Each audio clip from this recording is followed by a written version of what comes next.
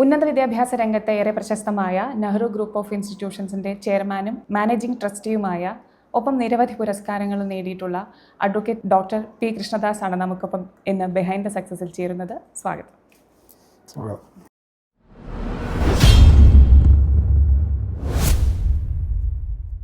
2009 അച്ഛൻ്റെ സ്ഥാപനം ഏറ്റെടുക്കുന്നു. 16 വർഷം കഴിഞ്ഞിരിക്കുന്നു. 22 സ്ഥാപനങ്ങളടക്കം നിരവധി ഇൻസ്റ്റിറ്റ്യൂട്ടുകൾ, നിരവധി ബഹുമതികൾ, അംഗീകാരങ്ങൾ. 16 വർഷം കഴിഞ്ഞ് തിരിഞ്ഞു നോക്കുമ്പോൾ എന്താണ് തോന്നുന്നത്? ജീവിതത്തിൽ ഒരുപാട് ബുദ്ധിമുട്ടിയിട്ടാണ് ഈ 16 വർഷം കടന്നു വന്നിട്ടുള്ളത്. 2009 നെഹ്റു ഗ്രൂപ്പ് ഓഫ് ഇൻസ്റ്റിറ്റ്യൂഷൻസിൻ്റെ ഫൗണ്ടറും എൻ്റെ പിതാവുമായ ശ്രീ പി കെ ദാസ്, എൻ്റെ അച്ഛൻ ഞങ്ങളെ വിട്ടുപിരിയുമ്പോൾ അത് അപ്രതീക്ഷിതമായ ഒരു വിട്ടുപിരിവായിരുന്നു. ആ വേർപാടിൽ നിന്ന് കരകയറി അദ്ദേഹത്തിൻ്റെ ആഗ്രഹങ്ങൾക്ക്, സ്വപ്നങ്ങൾക്കനുസരിച്ച് കാര്യങ്ങൾ പടുത്തുയർത്തി ഇന്ന് 16 വർഷം പിന്നിടുമ്പോൾ അഭിമാനവും അതിലുപരി സന്തോഷവും തോന്നുന്നുണ്ട്. അദ്ദേഹത്തിൻ്റെ ജീവിതം എന്ന് പറയുന്ന 1968 ഇന്ത്യൻ എയർഫോഴ്സിൽ നിന്ന് വിരമിച്ചതിന് ശേഷം ഒരു അധ്യാപകനായി ജീവിതം ആരംഭിച്ച ശ്രീ പി കെ ദാസ് തമിഴ്നാട്ടിൽ കോയമ്പത്തൂരിൽ ആദ്യ സ്ഥാപനമായ Nehru College of Aeronautics and Applied Sciences ആരംഭിച്ചുകൊണ്ടാണ്. കേവലം അത് അന്നൊരു പ്രൊഫഷണൽ എഡ്യൂക്കേഷൻ ഇൻസ്റ്റിറ്റ്യൂഷൻ അല്ല, മറിച്ച് പല വിദ്യാർത്ഥികൾക്കും എയറോനോട്ടിക്കലുമായി ബന്ധപ്പെട്ട്, എഞ്ചിനീയറിംഗുമായി ബന്ധപ്പെട്ട് സർട്ടിഫിക്കറ്റ് കോഴ്സുകൾ, അത്തരത്തിലുള്ള ക്ലാസ്സുകളും ട്യൂഷനുകളും എടുക്കുന്ന ഒരു സംരംഭമായിരുന്നു. പിന്നെ അദ്ദേഹത്തിൻ്റെ എയറോനോട്ടിക്കൽ ബാക്ക്ഗ്രൗണ്ടും അതുപോലെ തന്നെ അച്ഛൻ്റെ ഒരു കഠിന പ്രയത്നവും കമ്മിറ്റ്മെൻറ്റും കൊണ്ട് 1984 ഇന്ത്യയിലെ ആദ്യത്തെ 7 എയർക്രാഫ്റ്റ് മെയിൻ്റനൻസ് എഞ്ചിനീയറിംഗ് പ്രോഗ്രാമുകൾ ഉള്ള കോളേജുകളിൽ ഒന്നായി Nehru College of Aeronautics and applied science ആരംഭിക്കുന്നു. പിന്നീട് അദ്ദേഹം മരിക്കുന്ന 2009 വരെ അദ്ദേഹം പല സ്ഥാപനങ്ങളും തമിഴ്നാട്ടിലും കേരളത്തിലും ആരംഭിച്ചു. 2001-2002 ആദ്യമായി കേരളത്തിലേക്ക് ഒരു എഞ്ചിനീയറിംഗ് കോളേജ് ആരംഭിച്ചുകൊണ്ടാണ് അദ്ദേഹം കടന്നു വന്നത്. 2002 തിരുവില്ലാമല പാമ്പാടി എന്ന് പറയുന്ന ദേശത്ത് Nehru College of engineering research centre എന്നുള്ളതാണ് കേരളത്തിലെ ആദ്യ സ്ഥാപനം. പിന്നീട് അങ്ങോട്ട് 2003 നെഹ്റു കോളേജിൽ ഫാർമസി ആരംഭിക്കുന്നു. 2008 Jawaharlal college of engineering technology ആരംഭിക്കുന്നു. 2009 അദ്ദേഹം മരിച്ചതിന് ശേഷം അദ്ദേഹത്തിൻ്റെ ആഗ്രഹത്തിനൊത്ത് കാര്യങ്ങൾ നിറവേറ്റുക എന്ന ലക്ഷ്യത്തോടു കൂടി ഞങ്ങൾ മക്കൾ ഏറ്റെടുത്ത ഒരു തീരുമാനമാണ് ഈ നെഹ്റു ഗ്രൂപ്പ് ഓഫ് ഇൻസ്റ്റിറ്റ്യൂഷനെ ലോക നിലവാരത്തിലുള്ള ഒന്നാക്കി മാറ്റണമെന്നുള്ളത്. അതിൻ്റെ അടിസ്ഥാനത്തിൽ 2010-11 കാലഘട്ടത്തിൽ ചെറിയൊരു ആശുപത്രി ആരംഭിച്ചു. 2014 മെഡിക്കൽ കോളേജാക്കി മാറ്റി. ഇന്ന് 200-ലധികം വിദ്യാർത്ഥികൾ പഠിക്കുന്ന MBBS ഉള്ള ഒരു മെഡിക്കൽ കോളേജാണ് P K Das institute of medical sciences. പിന്നീട് ഇന്നിപ്പോൾ 20,000-ലധികം വിദ്യാർത്ഥികൾ പഠിക്കുന്ന വലിയൊരു പ്രസ്ഥാനമായി മാറിയിരിക്കുകയാണ്. ഇനിയിപ്പോൾ യൂണിവേഴ്സിറ്റിയായ ഈ കാലഘട്ടത്തിൽ ഒരുപാട് പുതിയ കോഴ്സുകളും ഏറ്റവും ലേറ്റസ്റ്റ് ആയിട്ടുള്ള ടെക്നോളജിയും ഇൻഫ്യൂസ് ചെയ്തുകൊണ്ട് പല പ്രോഗ്രാമുകളും തുടങ്ങാൻ ഞങ്ങൾ വിഭാവനം ചെയ്തുകൊണ്ടിരിക്കുകയാണ്. പുതിയ കോഴ്സുകൾ ആരംഭിക്കുന്നതിൽ യാതൊരു തരത്തിലുള്ള മടിയും കാണിക്കാൻ തയ്യാറാവാറില്ല. ശരിക്കും എങ്ങനെയാണ് അങ്ങനെ ഒരു ധൈര്യം വരുന്നത്? ഈ മാറി വരുന്ന സാഹചര്യങ്ങൾക്കനുസരിച്ച് കാര്യങ്ങൾ ചെയ്യണമെന്ന് ഞങ്ങളെ പഠിപ്പിച്ചിട്ടുണ്ട്. അപ്പം ഞങ്ങൾ എപ്പോഴും മുന്നോട്ട് നോക്കിക്കാണുന്ന കാര്യം ഭാരതത്തിൽ എന്താണ് മാറ്റം വരുന്നത്, ലോകത്തിൽ എന്താണ് മാറ്റം വരുന്നത്, അപ്പോൾ ഇവിടെ പഠിച്ചിറങ്ങുന്ന വിദ്യാർത്ഥികൾ അതിനനുസരിച്ചുള്ള ആളുകളാണോ എന്ന് നോക്കിക്കാണും. അപ്പോൾ അവർക്ക് അതിന് വേണ്ട സൗകര്യമൊരുക്കി കൊടുക്കുന്ന ഒരു ലക്ഷ്യം കൂടെ ഞങ്ങൾക്കുണ്ടായിരുന്നു. അതുകൊണ്ട് തന്നെ ഇപ്പോൾ UGCയുടെ കീഴിലുള്ള ഓരോ പ്രോഗ്രാമുകളും കൃത്യമായി നടത്തിയിട്ടുണ്ട്. ഇപ്പോൾ ലേറ്റസ്റ്റ് ആയിട്ട് വന്നിട്ടുള്ള നാഷണൽ എഡ്യൂക്കേഷൻ പോളിസിയുടെ പല പാരാമീറ്റേഴ്സും ഞങ്ങളുടെ വിദ്യാഭ്യാസങ്ങളിൽ ഞങ്ങൾ ഇൻഫ്യൂസ് ചെയ്തിട്ടുണ്ട്. അതുകൊണ്ട് ഇന്നിപ്പോൾ നിലവിൽ 5 ഓട്ടോണമസ് സ്ഥാപനങ്ങൾ നിലവിൽ ഞങ്ങൾക്കുണ്ട്. 4 എഞ്ചിനീയറിംഗ് കോളേജുകൾ ഓട്ടോണമസ് ആണ്, ഒരു arts and science college autonomous ആണ്. ഇനി ഇതിൻ്റെ പുറകെ മറ്റ് സ്ഥാപനങ്ങളെല്ലാം തന്നെ ഓട്ടോണമസ് സ്ഥാപനങ്ങളാവാനുള്ള അപ്ലിക്കേഷൻ നൽകി കാത്തിരിക്കുകയാണ്. അതിനുവേണ്ട NAC അക്രഡിറ്റേഷൻ, NB അക്രഡിറ്റേഷൻ, അതുപോലെ NIRF റാങ്കിങ്, അതുപോലെ ക്വാളിറ്റി അസസ്മെൻറ്റ് പ്രോസസ് എല്ലാം തന്നെ വളരെ ഉന്നതമായ റാങ്കിങ്ങോടുകൂടി, മാർക്കോടുകൂടി ഞങ്ങൾ കടന്നിട്ടുണ്ട്. അതിനനുസരിച്ചും ഒരു സ്ട്രിക്റ്റ് ക്വാളിറ്റി അക്കാഡമിക് ആംബിയൻസ് നിലനിർത്തുന്നു എന്നുള്ളതാണ്. ഞങ്ങൾ റിസർച്ചിന് മുൻതൂക്കം കൊടുക്കാറുണ്ട്. അതുപോലെ തന്നെ പെഡഗോഗിക്കൽ എക്സസൈസിന് മുൻതൂക്കം കൊടുക്കുന്നതിനൊപ്പം തന്നെ കുട്ടികളെല്ലാം തന്നെ സ്കില്ലുകളിൽ അവർ നൈപുണ്യം നേടണമെന്ന് ആഗ്രഹിക്കുന്ന ആളുകളാണ്. അതിന് ഓരോ പ്രോഗ്രാമുകളും സ്കിൽ ഡെവലപ്മെൻറ്റ് പ്രോഗ്രാമുകൾ അറ്റാച്ച് ചെയ്തിട്ടുണ്ട്. അതുപോലെ ആഡ് ഓൺ പ്രോഗ്രാംസ് കൊടുക്കുന്നുണ്ട്. അതിൻ്റെ കൂടെ ആഡ് ഓൺ സർട്ടിഫിക്കറ്റ് ഇഷ്യൂ ചെയ്യുന്നതുണ്ട്. ഓട്ടോണമസ് കോളേജുകളൊക്കെ പറയുമ്പോൾ അവർക്ക് ആഡ് ഓൺ സർട്ടിഫിക്കറ്റ് കൊടുക്കാം, അത് യൂണിവേഴ്സിറ്റിയുടെ തന്നെ സർട്ടിഫിക്കറ്റായി മാറും. ഇതിലുപരി കേരളത്തിലെ ഏറ്റവും വലിയ ടെക്നോളജിക്കൽ ബിസിനസ് ഇൻക്യുബേറ്റർ നടത്തുന്ന കോളേജുകളിൽ ഒന്നാണ്. തമിഴ്നാട്ടിലുമുണ്ട്. അവിടെയും ഏറ്റവും വലിയ ടെക്നോളജിക്കൽ ബിസിനസ് ഇൻക്യുബേറ്ററാണ്. ഈ ഇൻക്യുബേറ്ററിൽ നീതി ആയോഗ്, സെൻട്രൽ ഗവൺമെൻറ് നീതി ആയോഗും അതുപോലെ തന്നെ കേന്ദ്ര ഗവൺമെൻറ്റും ചേർന്ന് ഞങ്ങൾക്ക് ഏകദേശം 18 കോടിയോളം ഗ്രാൻഡ് തന്നിട്ടുണ്ട്. അപ്പോൾ ഇതെല്ലാം തന്നെ വിദ്യാർത്ഥികൾക്ക് വേണ്ടിയാണ് ചെലവഴിക്കുന്നത്. അത് എഞ്ചിനീയറിംഗ് വിദ്യാർത്ഥി എന്നതില്ല, ആർക്കും അഭിരുചിയുണ്ടോ, ആർക്കൊരു പുതിയ കാര്യങ്ങൾ ചെയ്യാനുള്ള സ്കില്ലുണ്ടോ, അവർക്ക് അവിടെ വന്ന് ഒരു പ്രൊജക്റ്റ് ആരംഭിക്കുകയും അത് ഇൻക്യുബേഷൻ സ്റ്റേജിൽ നിന്ന് മറ്റ് പൂർണ്ണ വളർച്ചയെത്തി പരിപൂർണമായി അത് കംപ്ലീറ്റ് ചെയ്താൽ സെൻട്രൽ ഗവൺമെൻറ് അപ്രൂവ് ചെയ്യും. അവരെ സംബന്ധിച്ചിടത്തോളം ഒരു പക്ഷേ സീഡ് ഫണ്ടിങ് കിട്ടും, അതുമാത്രമല്ല അതിന് പാറ്റൻറ്റ് കിട്ടും, പിന്നെ അത് ഒരു പ്രോജക്റ്റ് എന്നുള്ളത് ഒരു പ്രൊഡക്റ്റായി മാറും. അപ്പോൾ അത് ഈ മാർക്കറ്റിൽ അതിന് വലിയ ലഭ്യത, സ്വീകാര്യത ലഭിക്കും. അത്തരത്തിലുള്ള ഒരുപാട് കാര്യങ്ങൾ നടക്കുന്നുണ്ട്. ഇപ്പോൾ ഈ TBIയിൽ ഏകദേശം 30ഓളം പാറ്റൻറ്റുകൾ ഈ പ്രൊജക്റ്റുകൾക്ക് തന്നെ കിട്ടി. ഏറ്റവും വലിയ ചരിത്രം സൃഷ്ടിച്ച TBI ആണ് ഞങ്ങളുടെ. പിന്നെ ഇതിലുപരി എല്ലാ കോളേജുകളിലും അവർക്ക് വേണ്ട മറ്റു നോൺ അക്കാഡമിക് തരത്തിലുള്ള സൗകര്യങ്ങൾ ഒരുക്കിയിട്ടുണ്ട്. അത് സ്പോർട്സ് ആയാലും കൾച്ചറൽ ആക്ടിവിറ്റി ആയാലും അതുപോലെ റൈറ്റിംഗ് സ്കിൽസ് ആയാലും മറ്റു മേഖലകളിലെ അഭിരുചികളായാലും കൾച്ചറൽ ആക്ടിവിറ്റി ആയാലും എല്ലാം തന്നെ ഞങ്ങൾ അതിനുള്ള അവസരങ്ങൾ നൽകിയിട്ടുണ്ട്. പിന്നെ പല കോളേജുകളും പ്രൊഡക്ഷൻ സെൻറ്ററുകൾ ആരംഭിച്ചിട്ടുണ്ട്. ഉദാഹരണത്തിന് ആർട്സ് ആൻഡ് സയൻസ് കോളേജുകൾ അവരിപ്പോൾ ഈ പറയുന്ന ഹോട്ടൽ മാനേജ്മെൻറ്റ് നടത്തുന്ന കോളേജ് കൂടി ആയതുകൊണ്ട് അവർ റെസ്റ്റോറൻറ്റ് സ്വന്തമായി നടത്തുന്നു വിദ്യാർത്ഥികൾ. അതുപോലെ കാറ്ററിംഗ് സർവീസുകൾ നടത്തുന്നു. അതുപോലെ പല സ്ഥലങ്ങളിലും അവർക്ക് ഇവൻറ്റ് മാനേജ്മെൻറ്റ് നടത്തുവാനുള്ള സ്കില്ലും അവർ ഏറ്റെടുത്തു. ഇതെല്ലാം അവരുടെ പഠനത്തിൻ്റെ ഭാഗമായി അവരെ പഠിക്കുന്നതോടൊപ്പം തന്നെ ഒരു ഏൺ വയൽ ലേണിംഗ് എന്ന സ്കീമോട് കൂടി അവർ അത് വളരെ സന്തോഷത്തോടു കൂടി ചെയ്യുന്ന കാര്യങ്ങളാണ്. എനിക്ക് തോന്നുന്നു പുറത്തേക്ക് ആളുകൾ പോകുന്ന സമയത്തും പറയുന്ന ഒരു കാര്യം, പഠിക്കുന്ന ഒരു 5-6 വർഷം നമുക്ക് പഠനം മാത്രമാണ്, അത് വീട്ടുകാർക്ക് കൂടെ ബേർഡൻ ആവുകയാണ്. അപ്പോൾ അതിലും നല്ലത് ഞങ്ങൾ ജോലി ചെയ്ത് പഠിക്കുന്നതല്ലേ എന്നുള്ളൊരു ആറ്റിറ്റ്യൂഡ് യുവാക്കൾക്കിടയിൽ വന്നിട്ടുണ്ട്. അപ്പോൾ അത്തരത്തിൽ ചിന്തിക്കുന്ന സമയത്ത് ശരിക്കും ഇതൊരു അഡ്വാൻസ്ഡ് ആയിട്ടുള്ള രീതിയാണെന്ന് പറഞ്ഞുകൂടെ? കേരളത്തിൽ ഞങ്ങൾ ശ്രദ്ധിച്ചപ്പോൾ ഏറ്റവും കൂടുതൽ വിദ്യാർത്ഥികൾ പഠനത്തിന് വേണ്ടി വിദേശ രാജ്യങ്ങളിലേക്ക് ചേക്കേറുന്നത് കണ്ടു. അപ്പോൾ അതിൻ്റെ റീസൺ അന്വേഷിച്ചപ്പോൾ അവിടെ ഒരു ഫ്ലെക്സിബിലിറ്റി ഇൻ ടൈമിംഗ്, അവിടെ അതുപോലെ തന്നെ അക്കാഡമിക്കിൻ്റെ ഒരു ക്വാളിറ്റി, പിന്നെ അവർക്ക് അത് കഴിഞ്ഞ് ജോലി ചെയ്യാനുള്ളൊരു അവസരം, സ്വയം പര്യാപ്തത നേടാനുള്ള അവസരം, ഇതെല്ലാം അവർക്ക് അവിടെയുണ്ട്. എന്തുകൊണ്ടത് കേരളത്തിലെ വിദ്യാഭ്യാസ സ്ഥാപനങ്ങളിൽ നൽകിക്കൂടാ എന്ന് ഞങ്ങൾ ആലോചിച്ചു. അതിൻ്റെ അടിസ്ഥാനത്തിലാണ് ഇത്തരം വിവിധ തരത്തിലുള്ള പ്രോഗ്രാമുകൾ ഇൻഫ്യൂസ് ചെയ്തുകൊണ്ട് ഞങ്ങൾ പ്രോഗ്രാമുകൾ നടത്തുന്നത്. പക്ഷേ അതിപ്പോൾ ഞങ്ങൾ നേരത്തെ തുടങ്ങിയതാണെങ്കിലും ഇപ്പം ലേറ്റസ്റ്റ് ആയി വന്ന നാഷണൽ എഡ്യൂക്കേഷൻ പോളിസിയിലും പറയുന്നത് ഇതേ കാര്യങ്ങളാണ്. സ്കില്ലിന് പ്രാധാന്യം നൽകണം, ഇവർക്ക് ജോലി സാധ്യത ഉണ്ടാവുന്ന കാര്യങ്ങൾ ചെയ്യണം, അവർ മൾട്ടി ടാസ്കിങ് ആയിരിക്കണം, മൾട്ടി ഡിസിപ്ലിനറി പ്രോഗ്രാം പഠിക്കണം എന്നുള്ളത്. ഇതെല്ലാം നമുക്ക് ചെയ്യാൻ സാധിക്കുന്നുണ്ട്.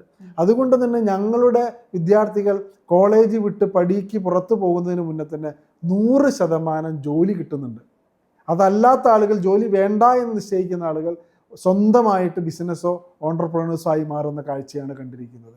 ഞാനിപ്പോൾ കേരളത്തിൽ മാത്രമല്ല ഇന്ത്യയിലും വിദേശത്തുമൊക്കെ യാത്ര ചെയ്യുമ്പോൾ ലോകത്തിൻ്റെ ഏത് ഭാഗത്ത് പോയാലും ഒരു നെഹ്റു ഗ്രൂപ്പ് ഓഫ് ഇൻസ്റ്റിറ്റ്യൂഷനിൽ പഠിച്ച ഏതെങ്കിലും വിദ്യാർത്ഥിയെ കാണാനുള്ള ഭാഗ്യം എനിക്കും ഈ കോളേജുമായി ബന്ധപ്പെട്ടുള്ള ആളുകൾക്കും ഉണ്ടായിട്ടുണ്ട്. കാരണം വളരെ ലളിതമാണ്.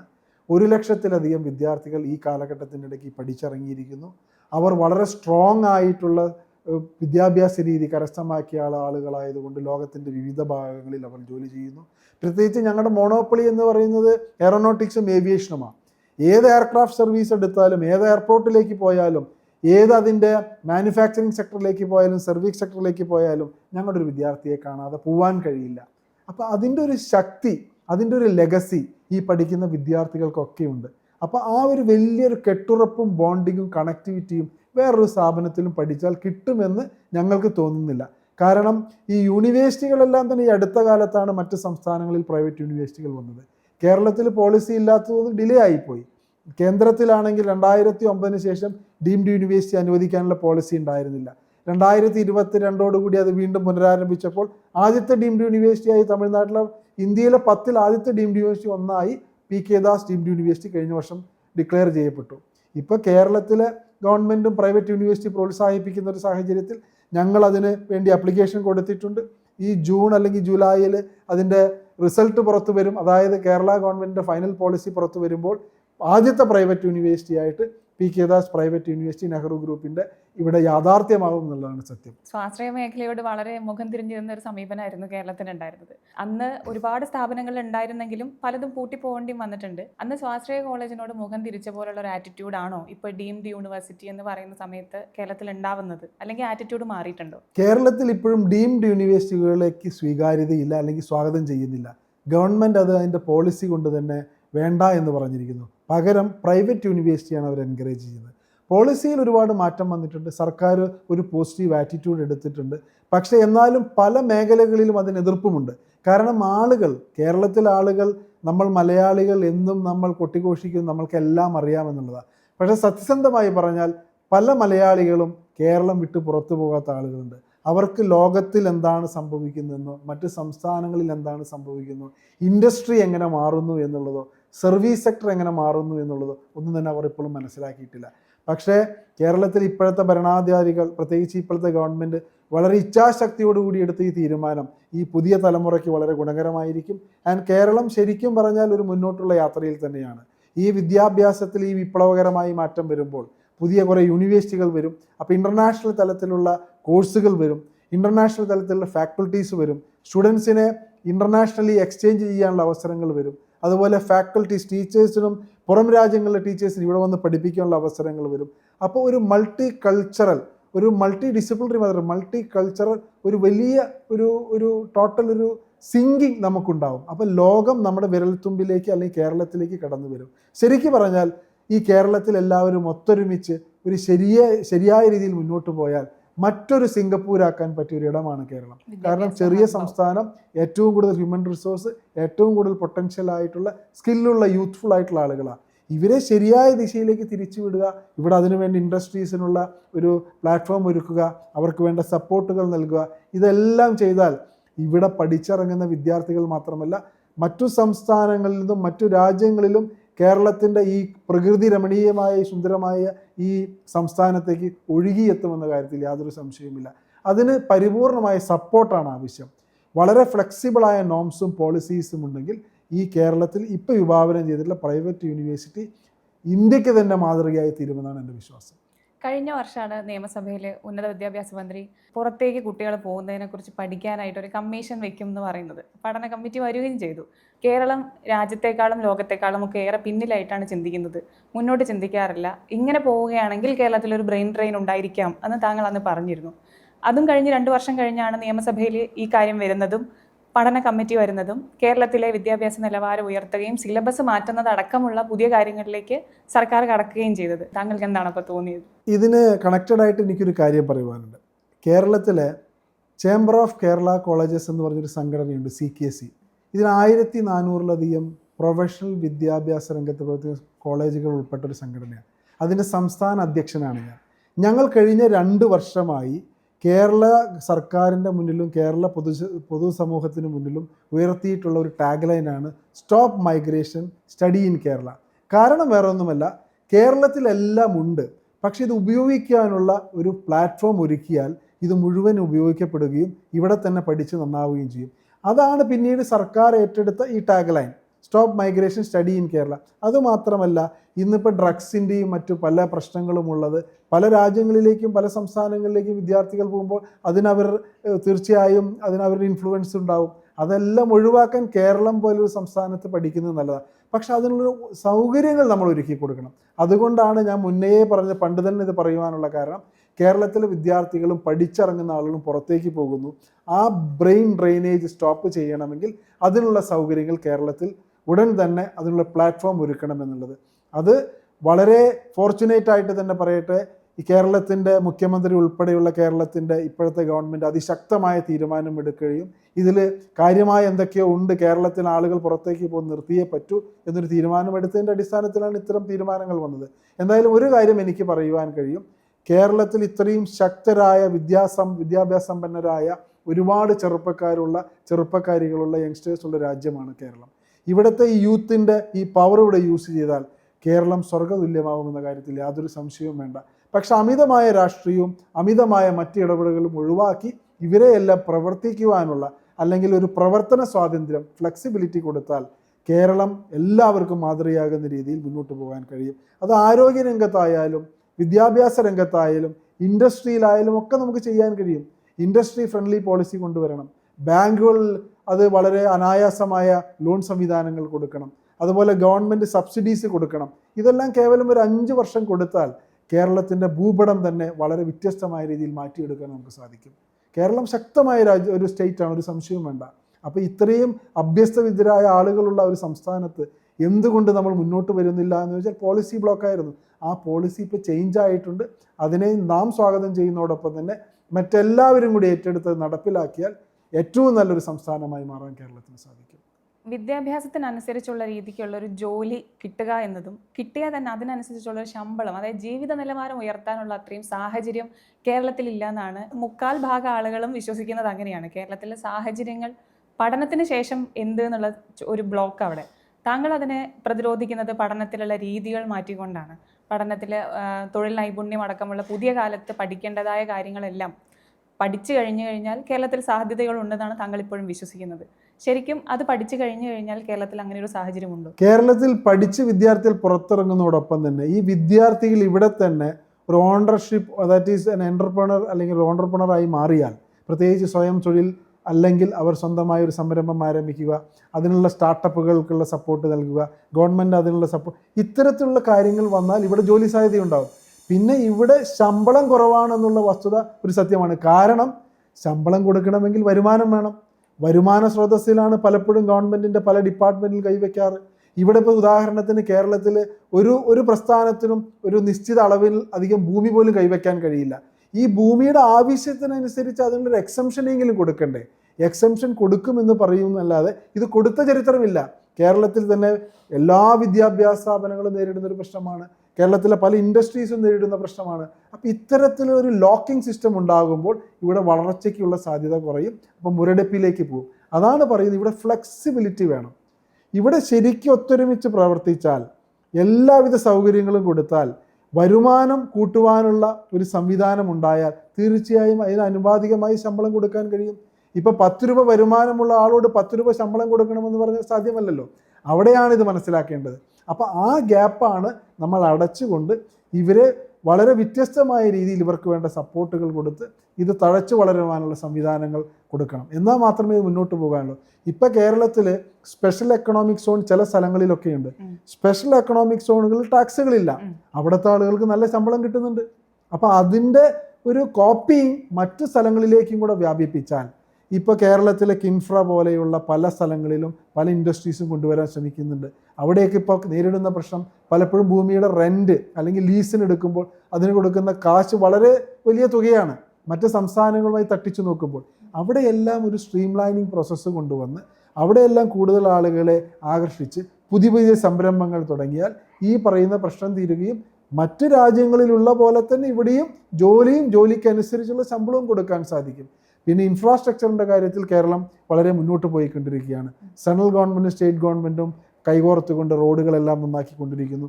അതുപോലെ തന്നെ പ്രൈവറ്റ് സെക്ടറിൽ ഒരുപാട് ഇൻവെസ്റ്റ്മെൻറ്റ് വരുന്നു.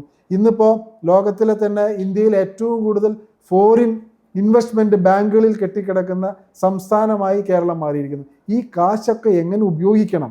ഇത്തരം കാശുള്ള ആളുകൾ ഇത് ബാങ്കിലിട്ട് വെറുതെ ഇരിക്കുക. കാരണം ഇവിടെ ഇൻവെസ്റ്റ് ചെയ്യാൻ അവർക്ക് പേടിയാണ്. ആ പേടിയാണ് നാം മാറ്റിക്കൊടുക്കേണ്ടത്. അവർക്കൊരു കൈ കൊടുത്താൽ, അവരെ മുഖ്യധാരയിലേക്ക് കൊണ്ടുവന്നാൽ, അവർക്ക് 10 ആൾ മുതൽ 100 ആൾ വരെ ജോലി കൊടുക്കുന്ന സംരംഭം അവർക്ക് ആരംഭിക്കാൻ കഴിഞ്ഞാൽ, അതിനുള്ള ഫ്രീഡം കൊടുത്താൽ എല്ലാ ആളുകളുടെയും പ്രശ്നം തീരും. കേരളത്തിൻ്റെ എക്കണോമിക് ക്രൈസിസും അതോടുകൂടി മാറും. ഇതാണ് കേരളം പോലെയുള്ള ഒരു സംസ്ഥാനത്തിന് അനുയോജ്യമായൊരു പോളിസി എന്ന് എനിക്ക് പറയേണ്ടിയിരിക്കുന്നു. 2 സ്റ്റേറ്റിൽ സ്ഥാപനങ്ങൾ നടത്തുന്ന ഒരാളാണ്. അപ്പം കേരളത്തിലും തമിഴ്നാട്ടിലും ധാരാളം സ്ഥാപനങ്ങൾ, എനിക്ക് തോന്നുന്നു 22 മേലെ സ്ഥാപനങ്ങളുള്ളൊരു വലിയ ഗ്രൂപ്പ്, വലിയൊരു ചെയിനാണ് നെഹ്റു. ശരിക്കും ഈ തമിഴ്നാട്ടിലും ഈ കേരളത്തിലും സ്ഥാപനങ്ങൾ ആരംഭിക്കുന്നതിൽ വ്യത്യാസം എന്ന് പറയാൻ പറ്റുമോ? 50 വർഷത്തിലധികമായി തമിഴ്നാട്ടിലുള്ള ആളുകളാണ്. ഇവിടെ 25 വർഷമായി സ്ഥാപനങ്ങൾ നടത്തുന്നത്. നെഹ്റു ആദ്യമായിട്ട് ആരംഭിക്കുന്നതും കോയമ്പത്തൂരിലാണ്. പോളിസിയിൽ തമ്മിലുള്ള വ്യത്യാസം എന്ന് പറഞ്ഞാൽ, അവിടെ നമ്മളൊരു അപ്രൂവൽ അല്ലെങ്കിൽ ഒരു സംരംഭം തുടങ്ങാൻ വേണ്ടി തീരുമാനിച്ച് ഒരു അപ്ലിക്കേഷൻ കൊടുത്താൽ ഗവൺമെൻറ് തന്നെ അത് ഗ്രീൻ ചാനൽ വഴി ചിലപ്പോൾ 45 ദിവസം അല്ലെങ്കിൽ 60 ദിവസം പ്രോജക്റ്റിനനുസരിച്ച് അവർ സമയം പറയും. ആ സമയത്തിനുള്ളിൽ അവരുടെ ഒരു റെപ്രസെൻറ്റേറ്റീവ് നമ്മളെ വന്ന് കണ്ട് നമ്മുടെ പേപ്പർ വർക്ക് ഉൾപ്പെടെ എല്ലാ കാര്യങ്ങളും കൃത്യമായി മുഴുമിപ്പിച്ച് ആ പറഞ്ഞ ദിവസം തന്നെ ലൈസൻസും തുടങ്ങുവാനുള്ള പെർമിഷനും തരും. കേരളത്തിൽ അത് മാസങ്ങളും വർഷങ്ങളും കാത്തിരുന്നാൽ കിട്ടില്ല. ഇതാണ് പോളിസിയിലുള്ള വ്യത്യാസം. അതുകൊണ്ട് തന്നെയാണ് കേരളത്തിലെ പല ഇൻഡസ്ട്രികളും തമിഴ്നാട്ടിലേക്ക് ചേക്കേറിയത്. പല വലിയ വലിയ ആളുകളും പല സംരംഭങ്ങളും തമിഴ്നാട്ടിൽ ആരംഭിച്ചത്. അപ്പോൾ ഈ ഒരു പോളിസി ഇപ്പോൾ കേരളം കടമെടുത്ത് ഇപ്പോൾ കേരളത്തിലും ഒരു ഫ്ലെക്സിബിൾ നോംസും ഇതുപോലെ ഒരു സപ്പോർട്ടും കൊടുക്കുവാൻ തീരുമാനിച്ച് ഇപ്പോൾ പല കാര്യങ്ങളും മുന്നോട്ട് വന്നിട്ടുണ്ട്. അപ്പോൾ KSIDC പോലെയുള്ള ഇൻഡസ്ട്രിയൽ ഡെവലപ്മെൻറ്റ് കോർപ്പറേഷൻ്റെ അതിനകത്ത് ഇതുപോലുള്ള ഗ്രീൻ ചാനൽ സംവിധാനങ്ങളൊക്കെ വന്നിട്ടുണ്ട്. അത് പബ്ലിക്കിൻ്റെ ഇടയിൽ ഒരു അവയർനെസ് ഉണ്ടാക്കണം, എന്നാൽ മാത്രമേ ആളുകൾക്ക് അറിയൂ. ഇപ്പോൾ അത് അറിയുന്ന ആളുകൾക്കറിയാം അതിലൂടെ പോയാൽ ഈസി ആയിട്ട് കാര്യങ്ങൾ ചെയ്യാമെന്നുള്ളത്. ഈ പോളിസിയിലുള്ള ഡിഫറൻസും ഈ ഡിലേയുമാണ്, ഈ റെഡ് ടേപ്പിസം, ബ്യൂറോക്രാറ്റിക് റെഡ് ടേപ്പിസമാണ് കേരളത്തിനെ പുറകോട്ട് നയിക്കുന്നത്. അതിനൊരു മാറ്റം വരണം. പിന്നെ ഇവിടെ സാമ്പത്തികമായി കാശുള്ള ആളുകൾ പോലും ഇവിടെ ഇൻവെസ്റ്റ് ചെയ്യാൻ മടിക്കുന്നതിന് റിട്ടേൺ ഒന്നും കിട്ടില്ലേ എന്ന് ആലോചിച്ചിട്ടാണ്. അപ്പോൾ ഈ റിട്ടേൺ കിട്ടുന്ന രീതിയിലുള്ളൊരു സപ്പോർട്ട് കൊടുക്കാൻ കഴിയണം. ഇപ്പം ഞാൻ എൻ്റെ ഒരു കാര്യം പറയാം. ഇപ്പോൾ നമ്മൾ മറ്റു പല രാജ്യങ്ങളിൽ നമ്മുടെ ഇന്ത്യൻ റുപ്പിയുമായി കമ്പയർ ചെയ്യുമ്പോൾ തീർച്ചയായും അതിൻ്റെ വിനിമയം വളരെ വ്യത്യസ്തമാണ്. ആ ഒരു അട്രാക്ഷൻ ഇതിപ്പോൾ എന്തെല്ലാം നമ്മളിവിടെ ചെയ്താൽ ആ ഒരു അട്രാക്ഷൻ എന്തായാലും ഉണ്ടാവും. പക്ഷെ അതിനനുസരിച്ച് ഇവിടെ ബിസിനസ് വലുതാക്കി ഇതിൻ്റെ റവന്യൂ വലുതാക്കിയാൽ തീർച്ചയായും ഇവിടുത്തെ ആ പ്രശ്നം തീരുമെന്നാണ് എൻ്റെ ഒരു വിശ്വാസം. കോളേജിൽ സ്വാശ്രയ മേഖലയിൽ ഏറ്റവും പേരെടുത്തൊരു സ്ഥാപനമാണ്. ധാരാളം സർക്കാർ കോളേജുകളും സ്ഥാപനങ്ങളും ഉള്ളപ്പോൾ തന്നെ നിരവധി റാങ്കുകൾ സ്വന്തമായിട്ടുള്ളതാണ് നെഹ്റു കോളേജിന്. ശരിക്കും എങ്ങനെയാണ് ആ രീതിയിലേക്ക് എത്തിക്കാൻ പറ്റിയത്? കാരണം സർക്കാർ കോളേജുകളിൽ അഡ്മിഷൻ കിട്ടാത്ത കുട്ടികളാണ് സ്വാശ്രയ കോളേജിലേക്ക് വരാറ് എന്നുള്ള പൊതുവിലൊരു സങ്കല്പം കൂടിയുള്ള സമയത്ത് ഈ റാങ്ക് നേട്ടങ്ങളെ എങ്ങനെയാണ് കാണാറുള്ളതും എങ്ങനെയാണ് ഇത് സാധ്യമാക്കിയത്? കേരളത്തിൽ വിദ്യാഭ്യാസ രംഗത്ത് പ്രവർത്തിക്കുന്നത് വളരെ പ്ലാനിങ്ങോടുകൂടി മാത്രമാണ്. കാരണം ഇവിടെ വളരെ കാഷ്വലായിട്ടൊരു അപ്രോച്ച് എടുത്താൽ ഒരു സ്ഥാപനത്തിൽ നിലനിൽക്കാൻ സാധിക്കില്ല. അപ്പം ഞങ്ങളെ സംബന്ധിച്ചോളം ഏത് വിദ്യാർത്ഥി ഏത് കോഴ്സിന് ചേർന്നാലും ആ ആദ്യ ദിവസം മുതൽ അവൻ പഠിച്ചിറങ്ങുന്നത് വരെ അവരുടെ പിന്നാലെ ഒരു സംവിധാനം ഞങ്ങൾ ഓടിക്കുന്നുണ്ട്. അവരെ മെൻറ്ററിങ് അവർക്ക് കൃത്യമായി നൽകും. വീക്ക് സ്റ്റുഡൻസ് ആണെങ്കിൽ അവർക്ക് പ്രത്യേക കോച്ചിങ് നൽകും. അവർക്ക് ഏതെങ്കിലും വിഷയങ്ങളിൽ താല്പര്യക്കുറവുണ്ടെങ്കിൽ അതിന് ഇൻട്രസ്റ്റ് ഉണ്ടാക്കാൻ എന്താണ് ചെയ്യേണ്ടത് അത് ചെയ്തു കൊടുക്കും. പിന്നെ അവരെ കണ്ടിന്യൂസ് ആയിട്ട് മോണിറ്റർ ചെയ്തുകൊണ്ടിരിക്കും. രക്ഷിതാക്കളെ ഇടപെടിച്ചുകൊണ്ട് ഒരു 2 മാസത്തിലൊരിക്കലെങ്കിലും വിദ്യാർത്ഥികളുടെ പ്രസൻസിൽ രക്ഷിതാക്കളെ വിളിച്ചു വരുത്തി ഇവരുടെ പോരായ്മകളും എല്ലാം പറഞ്ഞു കൊടുക്കും. പക്ഷേ ഇപ്പോഴത്തെ തലമുറയ്ക്ക് അതൊന്നും ഇഷ്ടമല്ല. എന്നിരുന്നാലും ഇത്തരം പ്രവൃത്തികളിലൂടെയാണ് അക്കാഡമിക്കലി അവരെ സ്ട്രോങ് ആക്കുന്നത്. അതിൻ്റെ കൂടെ തന്നെ കൾച്ചറൽ ആക്ടിവിറ്റീസിലും നിർബന്ധിച്ച് പങ്കെടുപ്പിക്കും. അപ്പോൾ അവർക്കൊരു സ്ട്രെസ് ഫ്രീ അറ്റ്മോസ്ഫിയർ ഉണ്ടാവും. സ്പോർട്സിൽ പങ്കെടുപ്പിക്കും. മറ്റ് പുറം സ്ഥലങ്ങളിലുള്ള ഈ ഔട്ട്സോഴ്സിങ് ആയിട്ടുള്ള കാര്യങ്ങൾ, എസ്പെഷ്യലി ഈ സോഷ്യൽ റെസ്പോൺസിബിലിറ്റിയുമായി ബന്ധപ്പെട്ട്, കോർപ്പറേറ്റ് സോഷ്യൽ റെസ്പോൺസിബിലിറ്റിയുമായി ബന്ധപ്പെട്ട് സമൂഹത്തിൽ ആവശ്യമുള്ള ചില സർവീസുകൾ ചെയ്യാൻ ഇവരെ പ്രേരിപ്പിക്കും. ഇവരെ പല സർക്കാർ ആശുപത്രികളും ഇവരെ കൊണ്ടുപോകും, പഞ്ചായത്തുകളിലേക്ക് കൊണ്ടുപോകും, ഗ്രാമങ്ങളിലേക്ക് കൊണ്ടുപോകും. പല രീതിയിലുള്ള ഒരു എക്സ്പോഷർ കൊടുത്ത് ഇവരെന്താണെന്നും ഇവർ ബാക്കി ആളുകൾ എങ്ങനെയാണ് ജീവിക്കുന്നത്, നിങ്ങൾ എത്ര ഭാഗ്യവാന്മാരാണെന്നും അവരെ മനസ്സിലാക്കുമ്പോഴാണ് അവർ പരിപൂർണമായിട്ടുള്ളൊരു സിറ്റിസണായി മാറുന്നത്. അങ്ങനെ വളർത്തിക്കൊണ്ടുവന്നാൽ മാത്രമാണ് അക്കാഡമിക്കലിയും നോൺ അക്കാഡമിക്കലിയും ഒരു ഇൻഡിവിജ്വൽ സിറ്റിസൺ അല്ലെങ്കിൽ ഒരു പേഴ്സണാലിറ്റി ഒരു ഫുൾ ഫ്ലെഡ് സിറ്റിസണായി മാറുകയുള്ളൂ. അങ്ങനെ പഠിപ്പിക്കുന്നത് കൊണ്ടാണ് റാങ്കുകൾ ഉണ്ടാവുന്നു, ജോലി അവർക്ക് കിട്ടുന്നു, അവർക്ക് ഏത് സാഹചര്യത്തിലും ജീവിക്കാനുള്ള ഒരു കരുത്തുണ്ടാവുന്നു. അതുകൊണ്ടാണ് നെഹ്റു ഗ്രൂപ്പ് ഓഫ് ഇൻസ്റ്റിറ്റ്യൂഷൻ്റെ ക്യാപ്ഷൻ തന്നെ മോൾഡിങ് ട്രൂ സിറ്റിസൺസ് എന്ന് വെച്ചിരിക്കുന്നത്. പലപ്പോഴും പല വിവാദങ്ങൾക്കുമൊക്കെ വിവാദങ്ങൾ ഞങ്ങൾ കേട്ടിട്ടുണ്ട്, അതിലൂടെ കടന്നു വന്നിട്ടുണ്ട്. ഇതൊന്നും തന്നെ സത്യത്തിൽ വിവാദങ്ങൾ മാത്രമാണ്, ഇതൊന്നും യാഥാർത്ഥ്യങ്ങളല്ല. പലപ്പോഴും ഇതിനെ എതിർക്കുന്ന ആളുകളുണ്ടാവും ഇത്തരം കാര്യങ്ങൾ.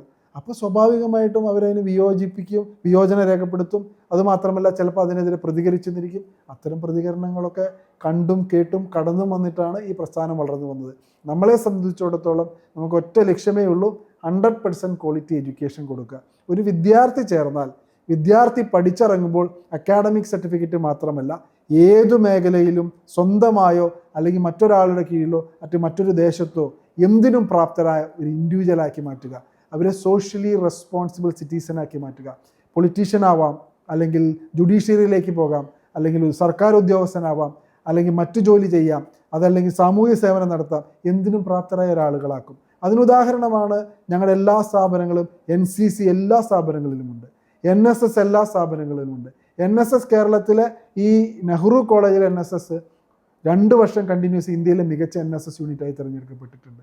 NCCയിൽ റിപ്പബ്ലിക് ഡേ പരേഡിൽ ഇവിടുത്തെ വിദ്യാർത്ഥികൾ എല്ലാ വർഷവും പങ്കെടുക്കുന്നുണ്ട്. ഇവരെല്ലാം തന്നെ നാഷണൽ എഡ്യൂക്കേഷൻ പോളിസിയുടെ ഭാഗമായിട്ടുള്ള പല പ്രക്രിയകളും പങ്കെടുക്കുന്നുണ്ട്. അതുകൊണ്ട് തന്നെ ഇവർക്ക് പലപ്പോഴും ഡിഫൻസ് സർവീസുകൾ സെലക്ഷൻ കിട്ടാറുണ്ട്. അപ്പോൾ പരിപൂർണമായ ഒരു ഹോളിസ്റ്റിക് അപ്രോച്ചാണ് ഞങ്ങളുടെ 360 ഡിഗ്രിയിൽ ഒരു വിദ്യാർത്ഥിയെ വാർത്തെടുത്ത് അവർക്ക് വേണ്ടതെല്ലാം നൽകുന്ന രീതിയിലാണ് ഇവിടുത്തെ പെഡഗോഗിക്കൽ എക്സസൈസ്. അതുകൊണ്ട് ഒരിക്കലും ഒരു വിദ്യാർത്ഥി പരാജയപ്പെട്ട് അവർ വളരെ നിരാശരായി ക്യാമ്പസിൽ നിന്ന് പുറത്തു പോകേണ്ട ഒരവസ്ഥ ഉണ്ടായിട്ടില്ല. അത് സ്വയം തീരുമാനിച്ചാൽ പിന്നെ നിവൃത്തിയില്ല, അതാർക്കും രക്ഷിക്കാൻ കഴിയില്ല. അതല്ലാത്തോടത്തോളം ഞങ്ങളെ സംബന്ധിച്ച് 100% ചാരിതാർത്ഥ്യമുണ്ട്. ഇവിടെ പഠിച്ച എല്ലാ വിദ്യാർത്ഥികളും ഉന്നത നിലവാരത്തിൽ പല സ്ഥലങ്ങളിലും ഇന്നും കാണുവാനും അവരവരുടേതായ ജോലി കൃത്യമായി ചെയ്യുന്നതും നല്ല നിലയ്ക്ക് ജീവിക്കുന്നതും കാണുവാനുള്ള ഒരു ഭാഗ്യമുള്ള ആളുകളാണ് ഞങ്ങൾ. നേരത്തെ പറഞ്ഞ പോലെ മുന്നോട്ട് ചിന്തിക്കുന്ന കോളേജാണ്. പുതിയ പുതിയ കോഴ്സുകൾ എപ്പോഴും തിരഞ്ഞെടുക്കാറുണ്ട്. ഇത് ഹൈബ്രിഡ് കാലഘട്ടമാണ്, ഓൺലൈൻ പഠന കാലഘട്ടമാണ്, AI കാലഘട്ടമാണ്. ഈ കാലഘട്ടത്തെ എങ്ങനെയാണ് നെഹ്റു കോളേജ് നോക്കിക്കാണുന്നത്? ഈ കോഴ്സുകളിൽ എന്തൊക്കെയാണ് അഡ്വാൻസ്ഡ് ആയിട്ടുള്ള കോഴ്സുകൾ കൊണ്ടുവരാൻ ഉദ്ദേശിക്കുന്നത്? ക്ലിയറായി ചോദിക്കുകയാണ്, 2030 ആകുമ്പോഴത്തേനും എങ്ങനെയായിരിക്കും വിദ്യാഭ്യാസം ഉണ്ടാവുക എന്നാണ് താങ്കൾ ചിന്തിക്കുന്നത്? ഓക്സ്ഫോർഡ് യൂണിവേഴ്സിറ്റിയുടെ ഒരു സ്റ്റഡി 2021 പുറത്തു വന്നിട്ടുണ്ട്. 2030 ആകുമ്പോഴേക്കും ഇപ്പോൾ ചെയ്യുന്ന ജോലികൾ ഒരു 30% ആളുകളുടെയും ജോലികൾ ഇല്ലാതെയാവും. കാരണം വേറൊന്നുമല്ല, ഇവർ ജോലി ചെയ്യാൻ അറിയാഞ്ഞിട്ടല്ല. ഇതുപോലെയുള്ള ആർട്ടിഫിഷ്യൽ ഇൻ്റലിജൻസും മറ്റ് മെഷീൻ ലേണിംഗ് ഉൾപ്പെടെയുള്ള മറ്റ് ആധുനിക സാങ്കേതിക രംഗത്തുള്ള പല കോഴ്സുകൾ അല്ലെങ്കിൽ പല ടെക്നോളജിയും ഇത് ടേക്ക് ഓവർ ചെയ്യും. പക്ഷെ അത് ടേക്ക് ഓവർ ചെയ്യുമ്പോഴും ഈ പറഞ്ഞ ആളുകൾക്ക് ജോലിയുണ്ട്, പ്രൊവൈഡഡ്. അവർ ഇത് ഉപയോഗിക്കുവാൻ പഠിക്കണം. അപ്പം ഞങ്ങളെ സംബന്ധിച്ചിടത്തോളം അതാണ് ഞങ്ങൾ നൽകുന്ന അപ്സ്കില്ലിംഗ് അല്ലെങ്കിൽ ഒരു സ്കില്ലിംഗ് പ്രോഗ്രാം എന്ന് പറയുന്നത്. ഞങ്ങളുടെ എല്ലാ കോഴ്സുകളിലും ഈ ആർട്ടിഫിഷ്യൽ ഇൻ്റലിജൻസും അല്ലെങ്കിൽ കമ്പ്യൂട്ടർ സയൻസ് റിലേറ്റഡ് കോഴ്സുകളെല്ലാം തന്നെ ഒരു സബ്ജക്റ്റാക്കി മാറ്റിയിട്ടുണ്ട്. അപ്പോൾ അതിലും അവർ പ്രാവീണ്യം നേടുന്നുണ്ട്. അതുമാത്രമല്ല, ഞങ്ങളുടെ വെബ്സൈറ്റുകൾ പരിശോധിച്ചാൽ, ചാറ്റ് ബോട്ടുകൾ പരിശോധിച്ചാൽ എല്ലാം തന്നെ ഞങ്ങൾ AI സപ്പോർട്ട് കൂടി ചെയ്തിരിക്കുന്നു. ഇതെല്ലാം ഇൻഹൗസ് ആയിട്ട് ഡെവലപ്പ് ചെയ്തതാണ്, പുറമേ ഒരു ഔട്ട്സോഴ്സിങ് ഏജൻസി അല്ല. കുട്ടികൾക്ക് TBIയിലൂടെ വളർത്തിയെടുത്ത അവരുടെ സ്കില്ലാണ് ഇവിടെ ഉപയോഗിച്ചിരിക്കുന്നത്. പിന്നെ ഞങ്ങളുടെ എല്ലാ പ്രോഗ്രാംസിലും ഇത് പഠിപ്പിക്കുവാനുള്ള ആളുകളെ ഞങ്ങൾ വിവിധ പ്രദേശത്തു നിന്ന്, വിവിധ ദേശങ്ങളിൽ നിന്ന്, മറ്റ് സംസ്ഥാനത്തുൾപ്പെടെ ഉള്ള ആളുകളെ ഞങ്ങൾ കൊണ്ടുവന്ന് അതിന് ടൈപ്പും മെമ്മോയും സൈൻ ചെയ്ത് അത്ര അഡ്വാൻസ് കോഴ്സസും കൊടുക്കുന്നുണ്ട്. പിന്നെ ഇപ്പോൾ ഇൻഡസ്ട്രിയൽ 4.0 എന്നുള്ള നടന്നുകൊണ്ടിരിക്കുന്ന പ്രക്രിയ ഇൻഡസ്ട്രിയൽ 5.0യിലേക്ക് മാറി. ഇൻഡസ്ട്രിയും ഫുള്ളി റോബോട്ടിക് ആൻഡ് ഓട്ടോമേഷൻ നടന്നുകൊണ്ടിരിക്കുക. അപ്പോൾ മെക്കാനിക്കൽ പോലെയുള്ള എഞ്ചിനീയറിംഗ് പ്രോഗ്രാമുകൾ, മെക്കാനിക്കൽ എന്നുള്ളത് അത് എഞ്ചിനീയറിംഗ് ഇൻ്റഗ്രേറ്റഡ് പ്രോഗ്രാമാക്കി മാറ്റി, ഇലക്ട്രിക്കൽ സയൻസിന് കമ്പ്യൂട്ടർ ഇൻ്റഗ്രേറ്റഡ് പ്രോഗ്രാമാക്കി മാറ്റി. ഇതിലുപരി അഗ്രികൾച്ചർ പ്രോഗ്രാം, അഗ്രികൾച്ചറിൻ്റെ BTech നടത്തുന്ന കോളേജാണ് ഞങ്ങൾ. മെക്കാട്രോണിക്സ് മാത്രമല്ല, അവിടെ ഈ പറയുന്ന ആധുനിക സാങ്കേതിക വിദ്യയുടെ സഹായത്തോടുകൂടി എങ്ങനെ കൃഷി നല്ല രീതിയിൽ നടത്താം, അതിനുവേണ്ട മിഷനറീസ് എങ്ങനെ ഉണ്ടാക്കാം, അതിൻ്റെ പാക്കിംഗ് മെത്തഡോളജി എന്താണ്, പുതിയ രീതിയിലുള്ള കൃഷി, ഹൈടെക് ഹൈബ്രിഡ് കൃഷികൾ എങ്ങനെ ചെയ്യാം, ഇതിന് മറ്റാളുകൾ എങ്ങനെ, അപ്പോൾ ഇതെല്ലാം കോർത്തിണക്കിക്കൊണ്ടാണ് ഓരോ പ്രോഗ്രാം ഡിസൈൻ ചെയ്തിരിക്കുന്നത്. അപ്പോൾ ലേറ്റസ്റ്റ് ടെക്നോളജി വരുന്നതിന് മുന്നേ തന്നെ ഞങ്ങളിത് കണ്ടറിഞ്ഞ് ഡിസൈൻ ചെയ്തിട്ടുണ്ട്. കേരളത്തിൽ ഞങ്ങൾ നേരിട്ട പ്രശ്നം, അല്ലെങ്കിൽ കേരളത്തിലെ കോളേജുകൾ നേരിട്ട പ്രശ്നം, വിദ്യാർത്ഥികൾ മറ്റ് സംസ്ഥാനങ്ങളിലേക്കും മറ്റ് രാജ്യങ്ങളിലേക്കും പോകാനുണ്ടായ പ്രശ്നം എന്ന് പറയുന്ന ഇവിടുത്തെ യൂണിവേഴ്സിറ്റികളുടെ റിജിഡിറ്റി കൊണ്ടാണ്. ഇവർ സിലബസ് മോഡിഫൈ ചെയ്യാൻ സമ്മതിക്കില്ല, ഇവർ പഴയ സിലബസും വെച്ച് കുട്ടികളെ പഠിപ്പിക്കുന്നു.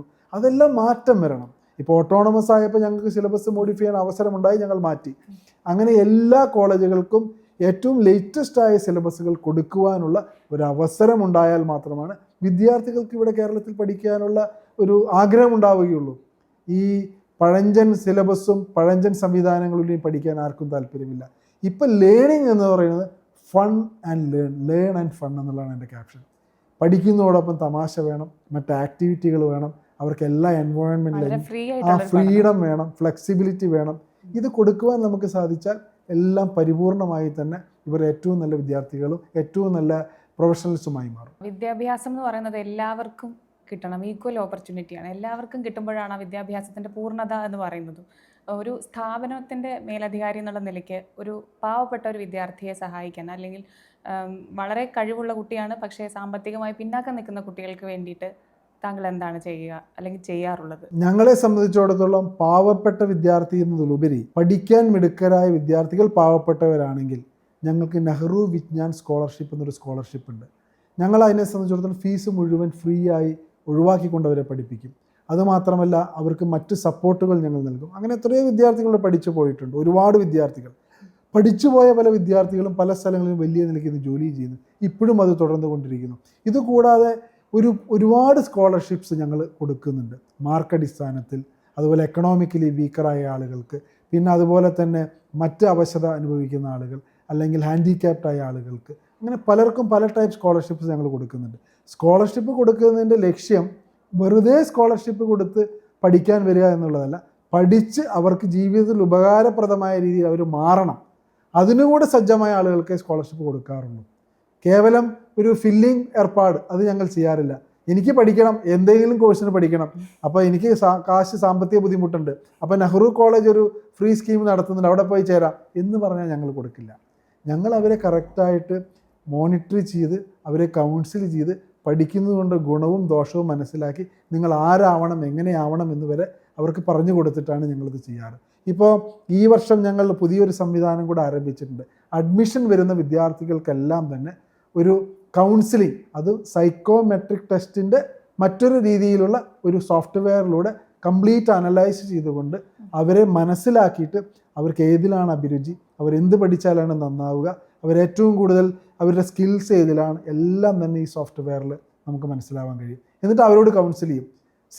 ഇതാണ് നിങ്ങൾക്ക് വേണ്ടത്, ഇതാണ് നിങ്ങൾക്ക് ഏറ്റവും അനുയോജ്യമായത്, ഇനി നിങ്ങൾ തീരുമാനിക്കുക, നിങ്ങൾ ഇഷ്ടപ്പെടുന്നത് വേണമോ അതോ നിങ്ങളുടെ കൂട്ടുകാർ പറയുന്ന കോഴ്സ് വേണമോ അതോ രക്ഷിതാക്കൾ പറയുന്ന പ്രോഗ്രാമാണോ നിങ്ങൾ ചെയ്യുന്നത്, അതോ നിങ്ങൾക്ക് വേണ്ട നിങ്ങളുടെ സ്കില്ല് വെച്ചിട്ട് ഈ പ്രോഗ്രാം നിങ്ങൾ തീരുമാനിക്കുക.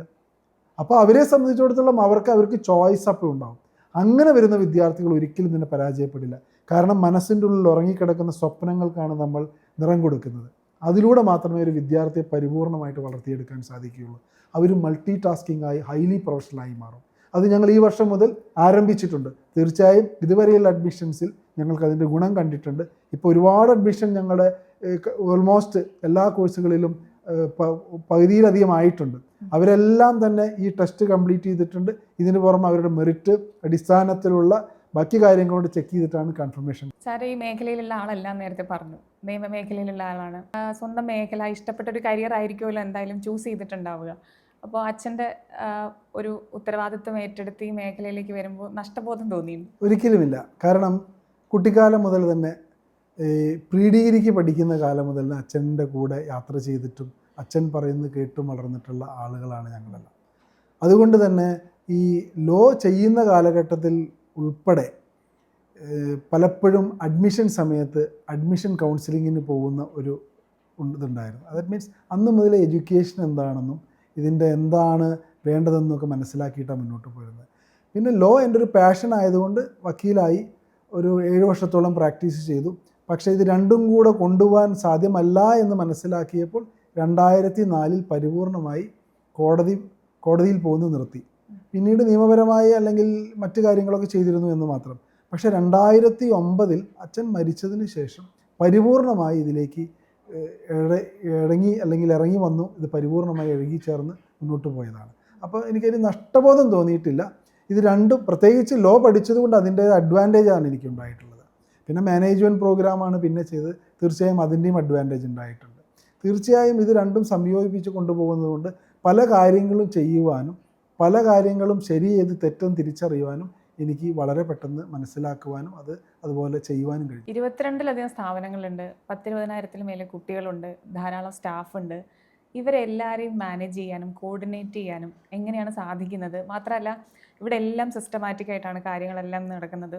എല്ലാം മോണിറ്റർ ചെയ്യാനായിട്ട് സോഫ്റ്റ്വെയറുകൾ, കുട്ടികൾ തന്നെ വികസിപ്പിക്കുന്ന കാര്യങ്ങൾ, ഇതിനൊക്കെ ഒരു ടീം എന്തായാലും ഉണ്ടായിരിക്കണമല്ലോ. എങ്ങനെയാണ് ഇതിനെ ഒരു കോർഡിനേറ്റ് ചെയ്യുന്ന ആസ് എ ലീഡർ? ഇതിന് കോർഡിനേറ്റ് ചെയ്യുക എന്ന് പറയുന്നത് പ്രത്യേകിച്ച് നമ്മളുടെ കൂടെ ജോലി ചെയ്യുന്ന എല്ലാവരും തന്നെ ഒരു നെഹ്റു ഗ്രൂപ്പിൻ്റെ ഒരു ഫാമിലി മെമ്പറിനെ പോലെയാണ് എല്ലാവരും.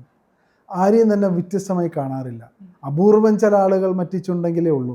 പക്ഷേ 99% ആളുകൾ നെഹ്റു ഗ്രൂപ്പ് ഫാമിലി ആയിട്ടാണ് കാണുന്നത്. അവരുടെ ഗെറ്റ് ടുഗദർ, അവരുടെ കല്യാണങ്ങൾ, അവരുടെ മറ്റ് വിശേഷങ്ങൾ എല്ലാം തന്നെ ഞങ്ങൾ ഒരുമിച്ചാണ് ആഘോഷിക്കാറ്. അപ്പോൾ അതിൻ്റെ ഒരു ബോണ്ടിങ്, ആ ഒരു വലിയ ബോണ്ടിങ് ഉണ്ട്. ആ യുണൈറ്റഡ്നെസ്സാണ് ഒരു പ്രശ്നവുമില്ലാതെ ഈ സ്ഥാപനങ്ങളെ മുന്നോട്ട് നയിക്കുന്നത്. ഞങ്ങളൊന്നും തന്നെ ചെയ്യേണ്ടതായിട്ടില്ല. പോളിസി എല്ലാം നിലവിലുണ്ട്. അതിനനുസരിച്ച് മാറുന്ന കാര്യങ്ങൾ അവരെ അറിയിക്കുക, അവരത് ടേക്കപ്പ് ചെയ്ത് മുന്നോട്ട് കൊണ്ടുപോകും. അതുകൊണ്ടാണ് കേരളത്തിൽ 13 എഞ്ചിനീയറിംഗ് കോളേജ് ഓട്ടോണമസ് ഉള്ളത്. അതിൽ 2 എഞ്ചിനീയറിംഗ് കോളേജ് ഞങ്ങളുടെയാണെന്ന് പറയുമ്പോൾ തന്നെ അതിൻ്റെ വ്യത്യസ്തത മനസ്സിലാവും. ഇവിടെ 160ഓളം എഞ്ചിനീയറിംഗ് കോളേജുകളുണ്ട് കേരളത്തിൽ. പലതും വളരെ ദയനീയമായ അവസ്ഥയിലാണ്. അതെ, അതെ. അപ്പോൾ ഇത് ക്വാളിറ്റി മെയിൻറ്റെയിൻ ചെയ്യേണ്ടത് ഒരു മാനേജ്മെൻറ്റിൻ്റെ ഉത്തരവാദിത്തമല്ല, അത് അവിടെ ജോലി ചെയ്യുന്ന അധ്യാപകരുടെയും അനധ്യാപകരുടെയും ഒരു കൂട്ടായ പ്രയത്നമാണ്.